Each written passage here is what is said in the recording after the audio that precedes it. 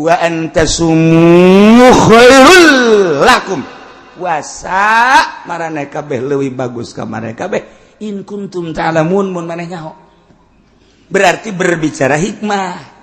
Nyaho henteu sih hikmahna puasa sehingga bagus jasa.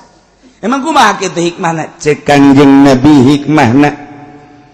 Laparan beuteung, hauskeun hati, leuleuskeun awak, niscaya lanazara qalbuka ila Allah. Niscaya hate maneh bakal neuleuh ka Allah. Ambuh. Laparkeun beuteung urang, hauskeun hati urang ka Gusti Allah. Kok bisa kos kitu sih? Sebab dina ngalaparkeun beuteung, ngaleuleuskeun awak, didinya bakal aya katoharohan ruh, bakal aya kasofaul qulub. Mantak Imam Syafi'i ngadu Allahumma mnun alaina bi sofail qulub wa hablana sahihal muamalah fi dunya. Nah eta teh sofail qulub, bening hati, bersih hati.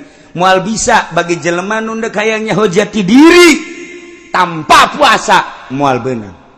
Puasa kelehkeun beuteung urang tina kadaharan, ngajauhan watak hewan-hewan, leleskeun awak urang ku sebab urang lapar awak jadi leles. Seakan-akan urang keur menyiksa awak urang, siksa awak urang ku urang, beuteung laparan ku urang, kemudian hate horenganan jadi bersih. Teu karasa ku urang teh hate teh jadi bersih aneh, ruh jadi suci.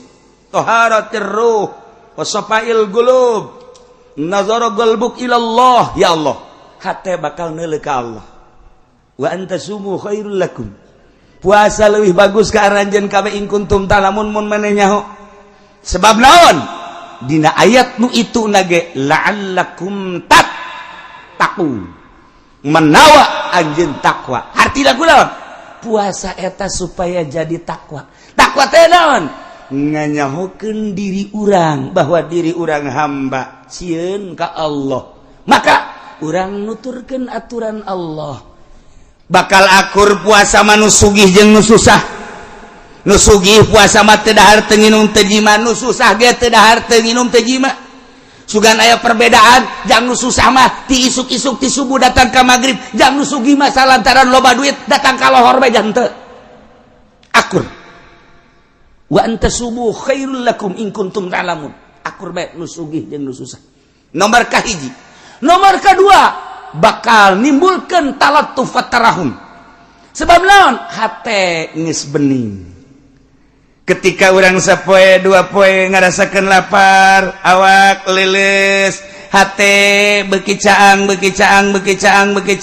roh beuki bersih, neuleuh urang ka jelema nu susah. Bari mikir horenganan lapar teh kos kieu, mana teuing batur anu terus-terusan lapar, timbul talattuf tarahum, hayang mere. Nu matak jelema nu boga di bulan puasa mah saplit-plit dan nu sugih tetep bae, saplit-plit dan nu boga tetep bae aya merena.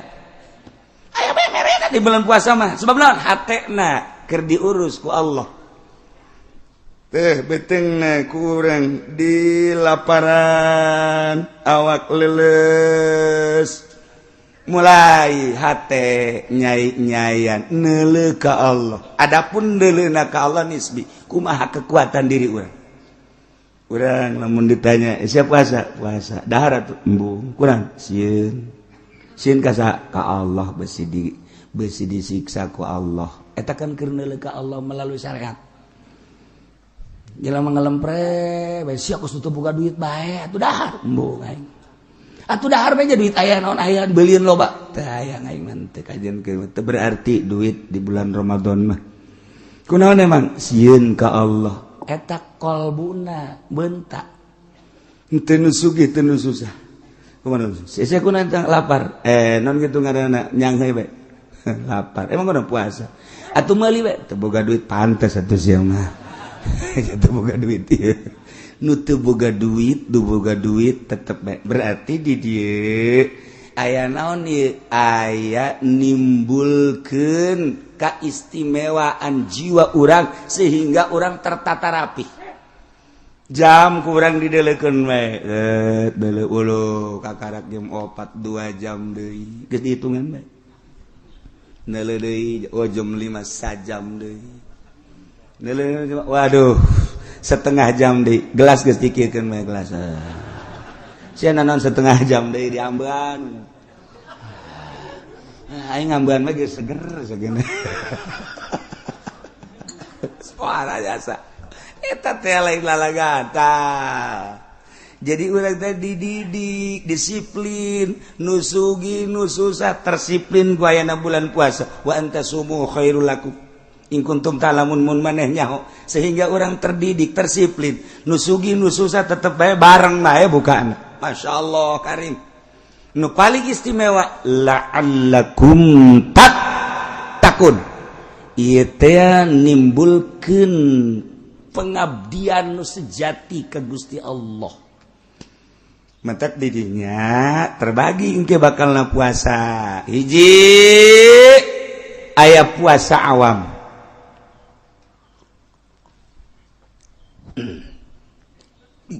Puasa awam teh hartina puasa sakumaha tadi. Berang teu dahar teu nginum teu jima sakikituna bae. Adapun nu lain mah teu milu puasa. Mata teu milu puasa, celik teu milu puasa, malah mah makin bulan puasa makin dicocokan nu make ka dieu teh tah naon ngaranna tuh ban sia mah nyaho je bogapan jeung osok mata didelekeun bae ka televisi celi di pinuhan jadi nu puasa teh ngan sakadar beuteung teu dahar teu nginum zakar parji teu diima ngan sakitu doang puasa awam. Ieu mah nu kos kieu mah disangsikeun asup ka sorgana. Sebab ieu mah puasa teh pupuasaan. Can ka asup puasa nu kos kieu. Masyaallah. Okos nu munggah haji lolobana macan jara di haji. Sebab urang munggah haji teh ngan sakadar deuk neuleuh Baitullah doang, muteran Baitullah. Henteu nyahoeun makna daripada Baitullah. Baitullah teh didinya teh bait Allah, rumah Allah. Urang teh kerja di tamu Allah. Lamun urang sakadar neuleuh Baitullah doang, berarti ieu haji zahir. Ketika urang boga rasa ieu teh ima Allah, batin urang kapanggih jeung Allah, maka sikap urang bakal pinuh ku adab. Ditatalah orang di hareupeun Baitullah kira kudu kumaha sebab keur di hareupeun Allah lain aja sosotingan. Beuh toap di soting kotrek. Datang ka imah tuh bapak lagi soting. Toap bapak tuh lihat tuh. Beuh bohara ngarendeng jeung urang Pakistan. Ada kan mending mun lalaki awewe deh. Tinggal anakna bae bapak peguna amat bapak ini. Masa top sama awal orang lain? Iya, bapak hebat ini. Ini jangan mah kur top kekikian. Wah, kayaknya bapak mah gila kali di sono. Maknana Baitullah berarti didinya aya Allah. Batin urang teh kapanggih lajeng Allah. Lamun urang kapanggih jeung Allah penuh ku tadarru urang, adab dipetakeun. Ketika urang berangkat ke Arafah, di Arafah teh urang teh keur ditonton ku malaikat. Allah ngerahkeun seluruh malaikat nonton ka jelema nu keur wukuf di padang Arafah. Deukeun coba hamba-hamba aing cak Allah aing nu sangat deukeun. Urang keur ditonton ku Allah, ditonton ku malaikat. Kumaha perasaan urang ketika urang di hareupan ku Allah. Lain zahir, batin urang teh keur jeung Allah. Kitu keneh ketika orang di Muzdalifah. Di Muzdalifah teh mulung batu. Urang teh seakan-akan deuk ngalempar setan secara zahir nurutan Kangjeng Nabi Ibrahim alaihissalam. Padahal keur miceunan zahir, keur miceunan nafsu-nafsu urang, miceunan dosa-dosa urang. Satu batu piceun ku urang, nafsu urang. Laum piceun bismillah Allahu akbar. Hawa piceun bismillahi Allahu akbar dai terapkeun zahir kana batin. Urang wudu ge lamun wudu zahir bae mah kieu-kieu bae Tapi lamun dibarengan ku batin, zahir urang wudu, batin urang wudu. Zahir urang kekemu, batin urang kekemu. Zahir urang teh ka irung, batin urang ka irung. Zahir urang ka beungeut, batin urang ka beungeut. Zahir urang ka leungeut. Jadi ketika urang beres wudu, zahiron wa batinan, engkena bakal sieup ka deuleuna. Itu kena salat zahir kos urang, salat batin nu mantak tanha anil fahsya'i wal munkar. Salat eta nyegah tina fahsya jeung munkar. Tapi kuari mah kan salat mah salat fahsya jeung munkarna henteu kacegah, berarti can salat.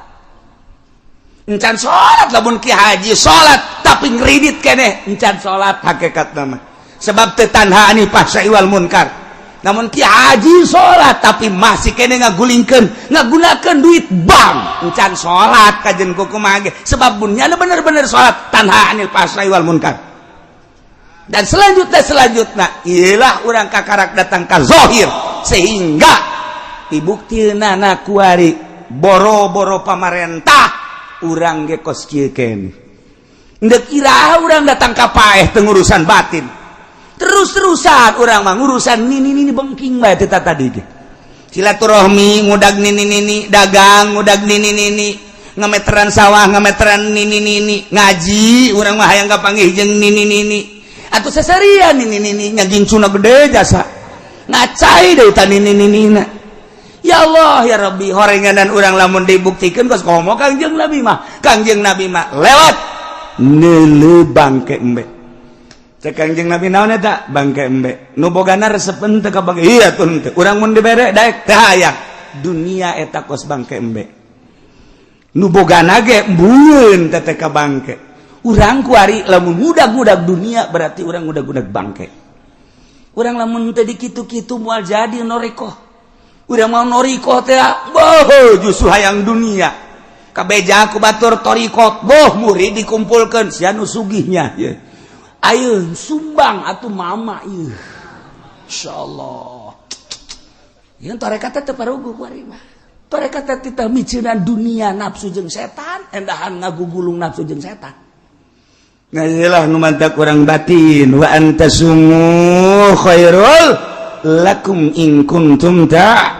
Lamun mun manehnya bahwa puasa eta leuwih bagus lantaran naon? Lantaran puasa teh ndek nempokeun batin urang ka Gusti Allah. Nu mantak Syekh Junaidil Baghdadi neangan guru datang ka ieu lain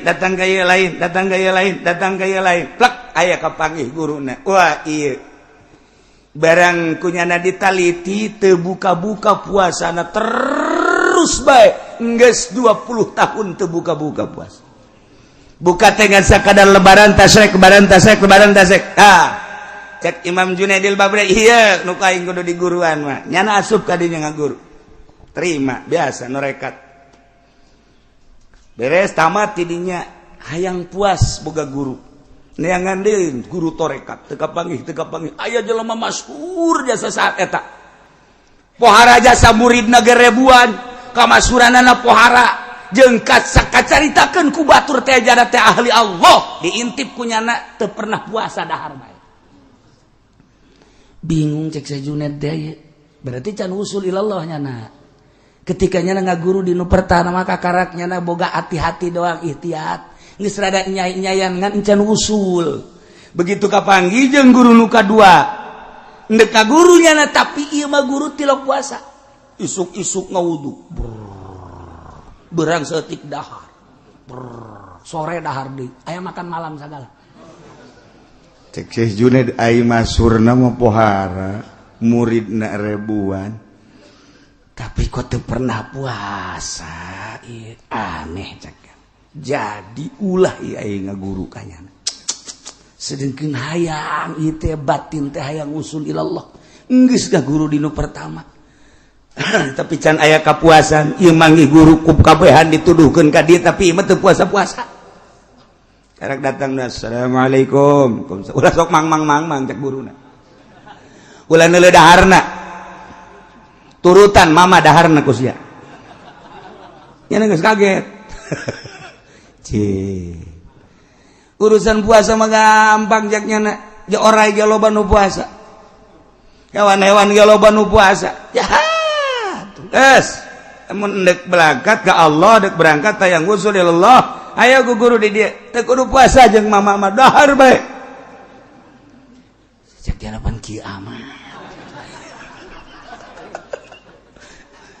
cek kira teu jadilah geus jahat teh encan ge ngomong aya teh jadi mah geus indit ih pada kanyahoan bae aing moal geus indit teh kudu mama moal maksakeun aing balik deui bae ka ditu ka dosa puasa emang di jero hatena dek balik deui kana puasa balik deui nya kana puasa ka ditu teh nya di jalan ge geus puyeng we nya ji pan tapi pan nya nyahueun bae nya cek nya ieu aing dek balik deui nyahueun cek nya nah ieu si kumaha mang aing mamang balik deui datang da kana puasa bae datang ka ditu pan teu jadi atuh guguruna ka ditu deui balik deui ka ditu cak gurun sok puasa teh ulah ka dieu ayo kan balik dia kan itu sebab siapa usulna bakal di itu lain di dia ulah di dia siapa ngan nurutan puasana doang ibadah nu lain mah teu diturutan je aing ka ditu dicarekan ka dicarekan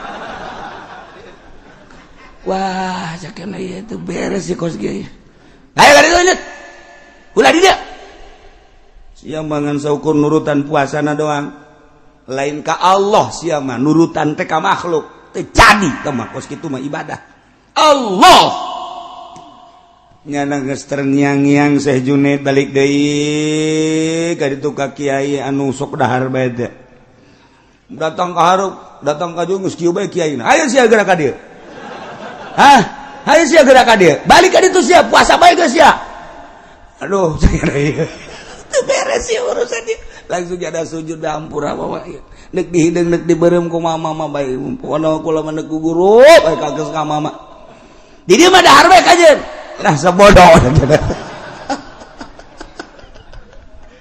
alah lamun geus kos kitu kudu pasrah neuk kumaha pokona mah neuk dahar teh deuk nginum bae hayu bae sebab usul ka Allah mah lain ku puasa lain ku dahar usul ka Allah mah ku safail qulub bersih hate dahar bae ge ai bersih hate mah usul ilallah puasa bae ge ai hayang sugih mah moal usul ilallah puasa bae ge aya hayang berkaromah mah moal usul ilallah puasa bae ge hayang dihebat-hebat ku batur bejakeun aing mah puasa bae kitu moal usul ilallah salah sia ibadah kos kitu geus ku mama bae cekeun kula dar dahar ngana mus dahar nambah aduh mama kedai nama aja dah kuali bae masih berkede. Ayo nusun. Ya udah. Geus dahar ke pondok ke sore-sore. Nah, dahar. Dah, jana dahar bae aing irah dididikna cek ieu. Dahar terus-terusan. Turun dahar dipanggil dahar terus sore dipanggil dahar. Sore bang dahar kabelah dina. Terus dididik jadi puasa jeung dahar bakal akur lamun bening hate ngan metode doang bahwa lamun urang lapar ieu hate jadi bersih aya jelema nu kudu bersih hatena seubeuh bae sebab manusia diciptakan ku Gusti Allah beda-beda karakter. Aya nu mun lapar perem, eleh careuh mah. Aya nya nama lamun seubeuh perem bae. Sabalikna aya nu mun seubeuh buringas. Aya lamun lapar buringas. Geus kumaha karakter-karakterna. Mama murid mama teu kabehna dahar tuh nu itu mah titah puasa bae tuh nu itu mah malah mah aya 40 poe teu meunang dahar teu meunang nginum itu mah tuh saminggu nu teu meunang daharna nu itu mah 3 poe teu meunang dahar nu itu mah sampai sapeting sakali doang daharna potongan maneh mah Junaid segala sia mah potongan dahar ayo dahar bae cek Junaid aing burung dianggap tukang dahar cek teh dahar sia mah dahar kobloh dina dicarekan moal wusul ilallah sia dahar bae majunen ambo jana ieu jasa ieu budak guru kos ieu jasa mana aya wali dahar bae eueuh dongengna ja Kangjeng Nabi ge baheula carang dahar atuh kabelah dieuna para sahabat anu usul ilallah macarang dahar kabelah dieuna para tabiin usul ilallah macarang dahar dongengna du dahar bae usul ilallah sia mah datang ka dengan dahar doang jeuh nya aya yang si kudu kumaha ieu teu dahar salah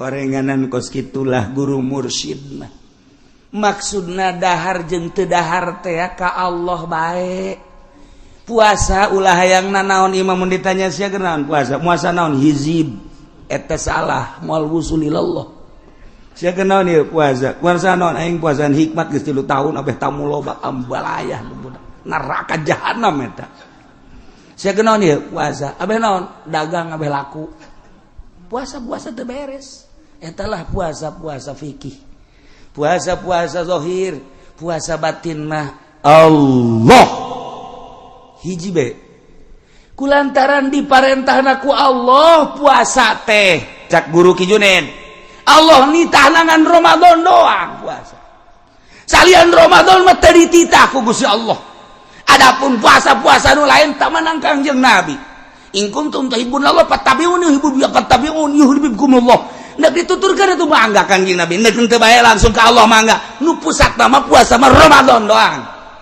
Allah tah nu nitah hiji saja nama Kangjeng Nabi matak sian dek puasa ka Allah dek teu puasa ka Allah ulah nurutan guru ieu mah daharna ja guru aing ge dahar bae beresna sia kajen kuku Allah ulah sok nurutan manusia ibadah satungtung nurutan manusia eta mah ngaranna ibadah zahir ibadah batin mah hiji bae Allah sia kajen guru ka mana Junaid lamun satungtung nurutan manusia bae moal wusul ilallah hiji bae Allah puasa cak Allah teu puasa cak Allah kukumaha ge cak Allah bae ge geura tereh geura ge tereh ge hayo dipetakeun Syekh Junaid teh anggap maneh teh keur ka Mekah Junaid lamun ka Mekah teh kan kudu make pakaian ihram begitu datang ka Baitullah teh maneh teh kudu tawaf di dia tekan jadi tamu Allah ulah jadi tamu Arab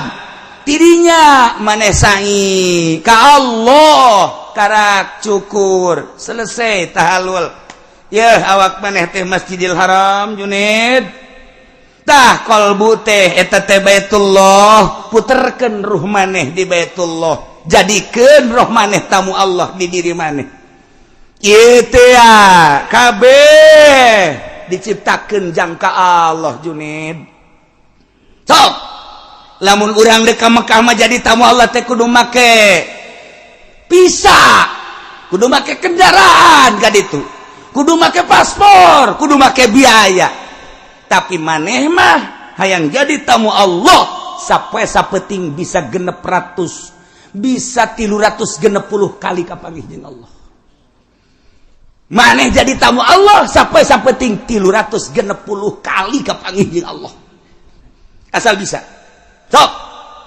berem sidakep cekel hate cekel galbu sok rasakeun bahwa di diri maneh teh di jero aya Baitullahan wa tahhir baiti lil taifina wal akifina sok bersihkeun ku maneh hate maneh ulah aya nu narangtung di jero hate tohir baitia qalbu sucikeun di taifin wal akifin war ruk'is sujud ulah aya duniaan ulah aya makhlukan ulah aya nafsuan bersihan toapkeun roh maneh di dinya moal kebal kapanggih maneh jeung Gusti Allah geura-ge teu kudu puasa deuk puasa mangga deuk dahar mangga beda horeng perjalanan batin mah urang mun kuari nyaritakeun puasa nu tadi puasa parentah Allah Ramadan melalui fikih tadi teh puasa umum kuari urang naik ka puasa khusus ilukeun raga urang puasa lamun tadi teu dahar teu nginum teu jima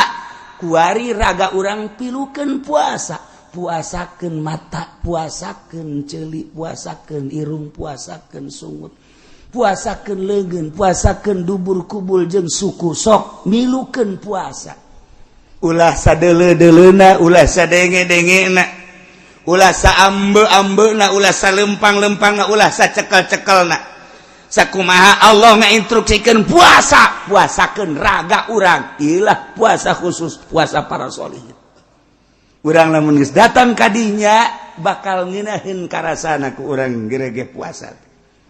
Tah, siapkeun ti kuari jang dapur, abeh ulah kaganggu urang. Mana kade panggil ku urang pamajikan. Lamun urang mama sini. Sini duduk sini. Lamun urang lembur mah nyai kade nyai. Diuk di dieu. Naon aki? Nyai jeung aki. Ieu dek bulan puasa, kakak yang tentrem ibadah tah. Ieu mah urusan dapur, pakaian budak, dirinya kabeh tah geus disadiakeun 50 jutanya.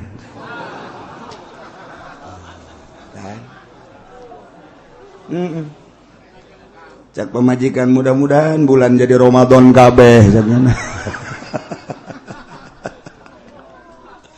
Kada ada 50 juta waktu tah 20 juta geus ulah ngagagu-ngagu besi kakak mah itikaf teh ya.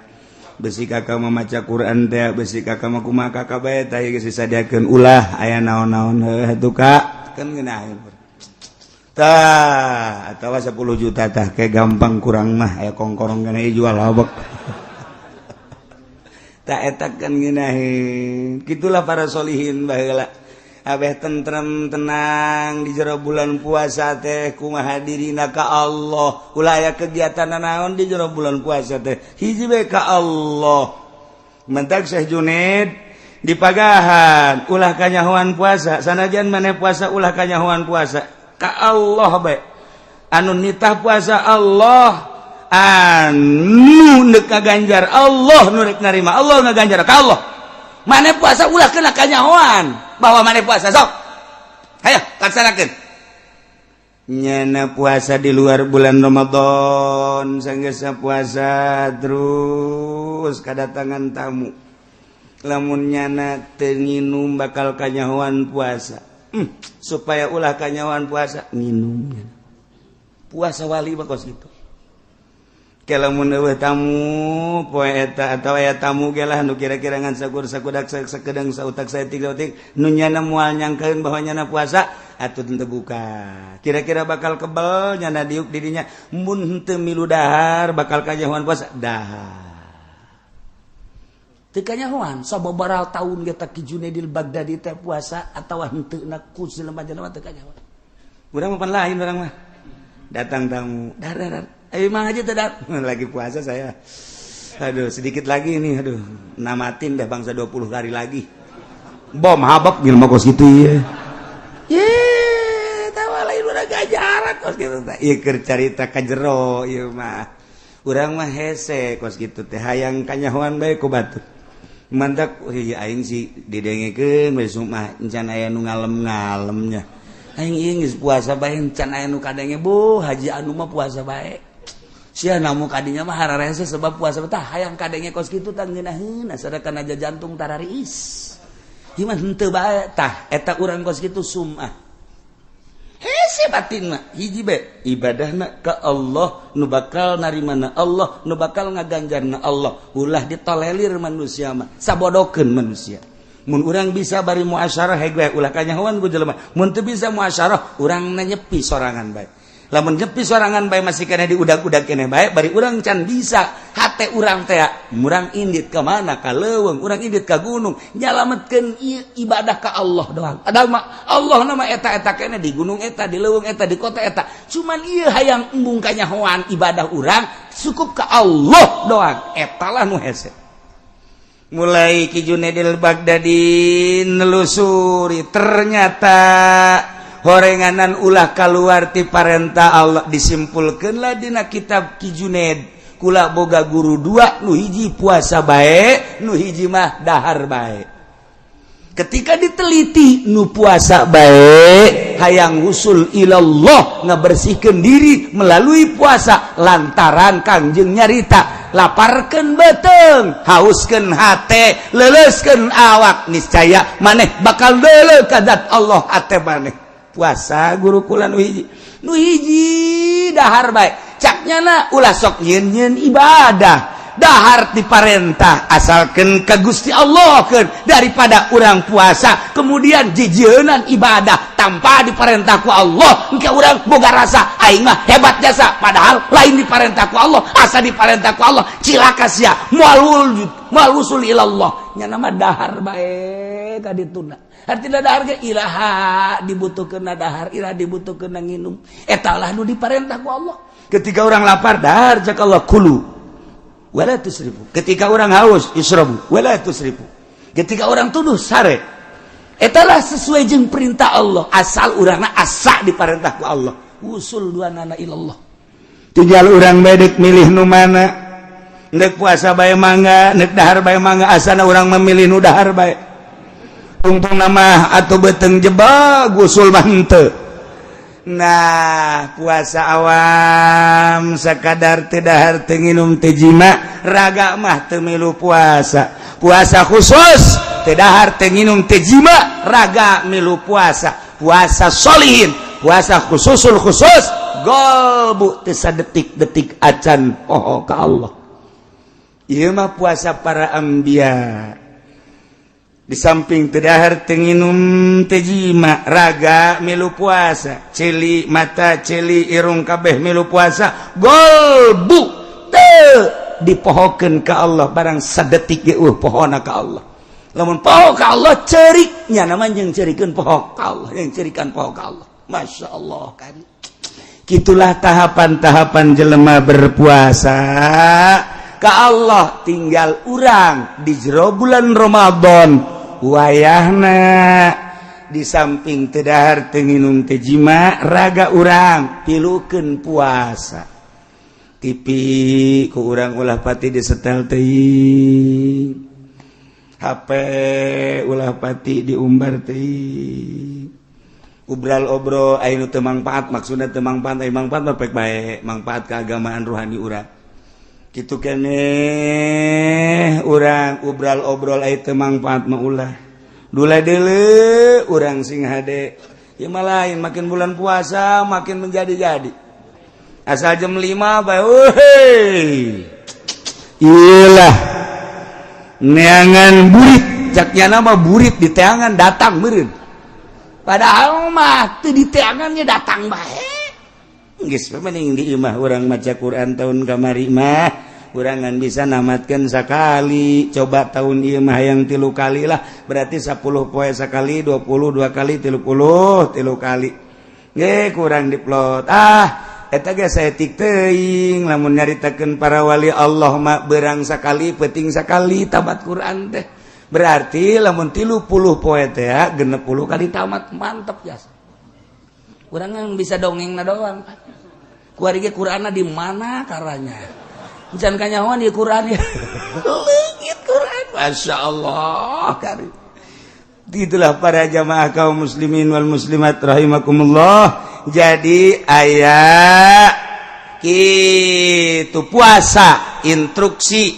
tadi ya ayyuhalladzina amanu kutiba alaikumusiyam etalah bag-baganana fikih aya urusanana hikmah wa antasumu khairul lakum in kuntum ta'lamun iyalah dipake ku ahli-ahli thariqah ahli-ahli tasawuf di luar bulan Ramadan ge mun maneh nyaho horeng puasa teh istimewa sebab naon ngabersihan galbu nyucikeun rohani sehingga urang bisa neuleuh ka Gusti Allah hikmahna nu paling istimewa la'allakum tattaqun berarti urang kapanggih jeung jati diri urang yakni urang bisa mengabdikan diri sebagai hamba anu sejati ku ayana puasa mudah-mudahan urang kabehan dibere kuat dibere tabah dibere ngeunaheun puasana tinggal tanggal hijina iraha kiai alhamdulillah anu ngitung saantero dararatang ngitung-ngitung melalui hisab qot'i termasuk epimeris termasuk hitungan jenis ialah loba ternyata kukula geus ditelaah akur kabeh jeung perhitungan kula. Alhamdulillah tina sekian anu ngitung ieu hasilna tahun ieu insyaallah urang puasa bakal bareng. Sebab derajatna gedena luar biasa. Hadhil harakah li amalil hisab li ma'rifati awal syahri Ramadan sana 1436 Hijriah. Hasilna luar biasa. Aya nu ngiriman 5 di Jawa hiji, kemudian di daerah urang dan di kulon. Nah ieu ngakurkeun hisab akur kabeh. Jadi keterangan geus teu kudu dicaritakeun sebab ieu mah gede jasa darajahna akur kabeh ieu mah. Jadi darajahna ieu malam Kemis 10 derajat 30 detik. Masyaallah. Mentak ieu mah geus bisa kadeuleu langsung ku urang kieu bae geus. Urang nuleukeun ka kulon bae geus bae teu kadeuleu ge tuh bulan geus kitu bae geus pokona. Jadi lamun dicaritakeun panjang sebab ieu akur kabeh hitungan-hitungan. Nya itu Selasa legi 16 Juni 2015 pukul 20.41 kabeh lamun dicaritakeun. Timimiti Rabu kemudian Kamis.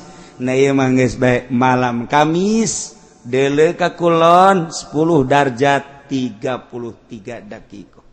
Jadi luhur bulan jeung gede. Insyaallah lamun cek ahli falak, cek guru kula di Cipanas itu papih kitu keneh kubang. Lamun urang ngitung 10 derajat, menang 10 derajat eta bakal 10 tahun bakal bareng bae puasa. Lamun teu aya macem-macem. Lamun teu aya unsur-unsur ti nagara. Surah guru geus kadege bae. Papih Cipanas, Kiai Kubang Izudin. Lamun urang Abah di dieu lamun urang Nakwim menang 10 derajat, engke ka ditu selama 10 tahun kurang lebih bakal akur bae. Ramadan teh Sawalna naon ka 1 Ramadan jeung lebaranna bakal akur lamun eueuh unsur-unsur. Geus coba ge urang cirikeun. Teu batak geus gaji palak teh geus mun dicaritakeun sagala rupana rame. Di samping rame indah, di samping indah ka dituna bisa jadi dukun. Ieu palak ge kos kitu tah. Geus urang geus ka dituna leuwih jauh lama ge geus teu kudu dicaritakeun mah lantaran gede jasa ieu mah bulan. Nge lamun aya anu embu puasa perbo, ieu tetep encan sebab ijtima'na malam. Kemudian lamun aya nu puasa poe Jumat atuh tah derajatna ka ditu bisa lain 10 derajat, bisa sabaraha derajat tah mah. Kumaha nyana bae geus tah. Nah, tinggal lebarana urang Jumat. Jumat 4 derajat leuwih. Jadi urang puasa poe Kemis, Jumat, Sabtu, Minggu, Senin, Salasa, Rebo, Kemis, Jumat lebaran berarti urang puasa sabaraha poe? 29 poe. Lamun urang nyaritakeun tentang falak kelas nasional Indonesia atawa kelas internasional nu diceklan ku negara ru'yat tapi berpatokan hisab. Selalu kitu bae. Nu diceklan ru'yat nu jadi patokan hisab, moal bisa ru'yat tanpa hisab. Kalau urang nyaritakeun tentang hisab Baghdad, di Baghdad nu jadi patokan tetap hisab bae kajen kukumaha ge. Sebab naon? Sebab ru'yat hese. Hanya orang-orang tertentu keputusan negara tetap ru'yat tetapi tetap nu main hisab. Iyalah Baghdad. Seluruh kitab-kitab lamun ku urang dicaritakeun komo aya nama aya falak temporer. Ieu teh di deuleu tetap kudu hisab bae. Negara memutuskan ru'yat sebab sumul li ru'yati wa abtilu ru'yati, tetapi tetap nu kudu ngadukung di luhurna adalah hisab. Teu bisa teterlengan ru'yat. Haju kuari kurang ruyat di Indonesia dibayar nu tadi kuduna kudu syahadah isbah ulah aya bayaran geus urang kuari manggeus husnuzon mana bae silahkeun nu penting mah boga patokan jeung nyaho tanggal hijina iraha kula mah teu ngajak ngan sakadar nyaritakeun ilmu kebenaran loba ti Jawa Timur ngirimkeun ti Jawa Tengah ngirimkeun ti Banten ge aya ngirim ti daerah urang ge aya ngirimkeun alhamdulillah simpatisanna para ulama Jawa Timur Jawa Tengah terhadap di dieu sehingga nyana hayang babarengan make Sulamun Nairen sakadar nyaritakeun hasil Sulamun Nairen Jawa Timur Jawa Tengah Banten termasuk kula jeung aya babaraha murid kula nu ngitung sarua 10 derajat. Nah, gitulah ieu mah sakadar nyaritakeun. Kula mah cenah neuk nungguan pamarentah mangga masalah sakadar nyaritakeun jeung teu kudu nanya kiai deuk kira puasana babatok sia meureunna. Aing mah neuk poe Kemis. Takos kitu. Jadi lamun deuk poe Kemis make hisab teu ngajak ngan nyaritakeun kaistimewaan ulama kabeh meunang Kiai Mansur Jakarta jembatan 5 nah iyalah ulama urang nu kudu diakui ku urang jeung nu kudu dihudangkeun di tulangna ku urang sebab lain sakadar sakitu nyana guguru ti Abdul Hamid nyana guguru ti Ulug Bek nyana guguru ti urang Spanyol diakui dunia internasional ulah haju tidak usah dipake kelemahanana naon heula ulah sok haju ulah teu make karang heula pelebah mana ngarang heula lamun teu make pelebah mana ieu kasalahanana ajukeunlah ka ahli-ahli palak sebab lain kula mah sakadar nyaritakeun teu bisa kula mah di Jawa Timur aya jago palak nu make sulam di Jawa Tengah jago palak nu make sulam di urang Cianjur Sukabumi nu jago palak make sulam aya selentingan ulah dipake sulam mangga bae itu make deuk make naon silakan ngan kula masih keneh make sulam munairen jeung para ulama-ulama salafus sholihin anu masih mempertahankan ulama Indonesia. Iya ulama Indonesia ge diaku dunia. Ya samun dicaritakeun tentang tukilan-tukilanana, insyaallah kula ge boga ngan moal beusi pajar ego. Tukilan Habib Usman ti abah kula ambalaya sakieu barang dibacaan hebat jasa. Tukilan Kiai Mansurna sakieu ti ditu ti guru kula mun Habib Usman ti abah lamun ieu mah ye ti guru sakieu dibacaan oh hebat geus. Ieu mah jangan yakinkeun bahwa menurut hisab qotis sulam munairen 10 derajat malam Kemis. Kula deuk puasa poe Kemis, lebaran poe Jumat. Sakitu bae temen guys.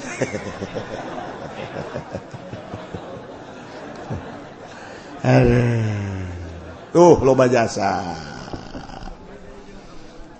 Tah ieu mah nomor kahiji ala kadar dicaritakeun tentang puasa besi poho doang padahal mah geus nyaraho. Nomor kaduana nu penting mah tanggal hiji Ramadan alhamdulillah geus dicaritakeun poe Kemis bahkan lebarana poe Jumat urang puasa 29 hari.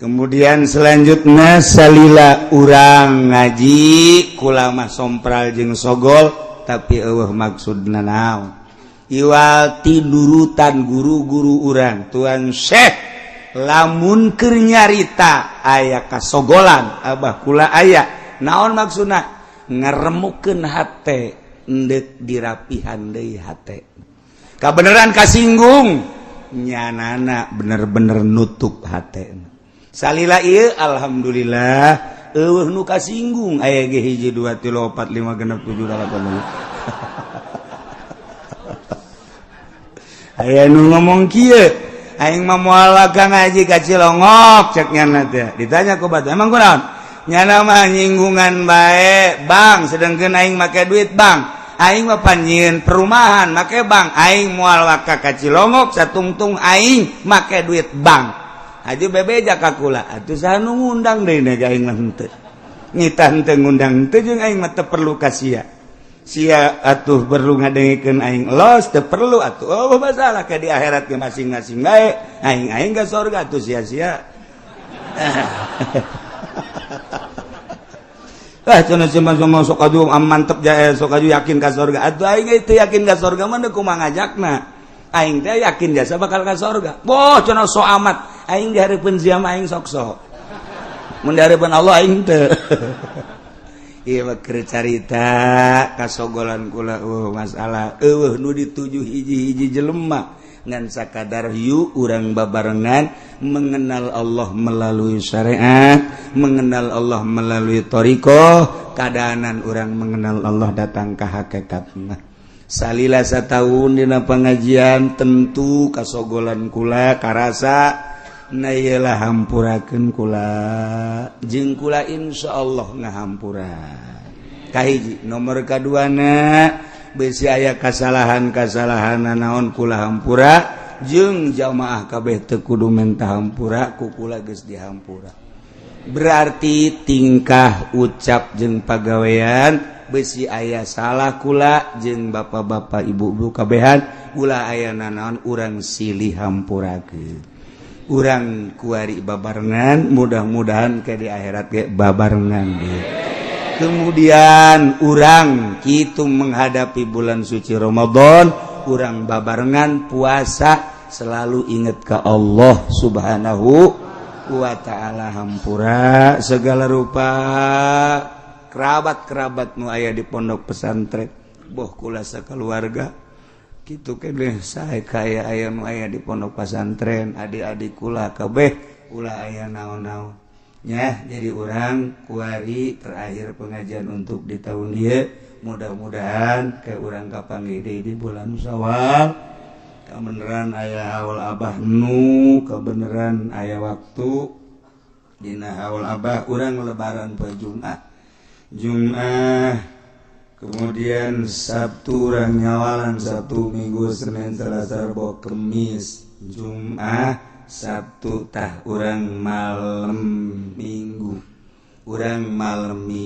malam 9 jadi Jumat Sabtu Minggu malam 10 berarti malam Sabtu tah eta malam Sabtu malam 9 urang haul abah lamun aya waktu keur teu ka mana urang babarengan zikir anu aya waktu anu teu aya waktu masalah tah sakitu bae nya urang silih hampurakeun zahiran wa batinan urang babarengan puasa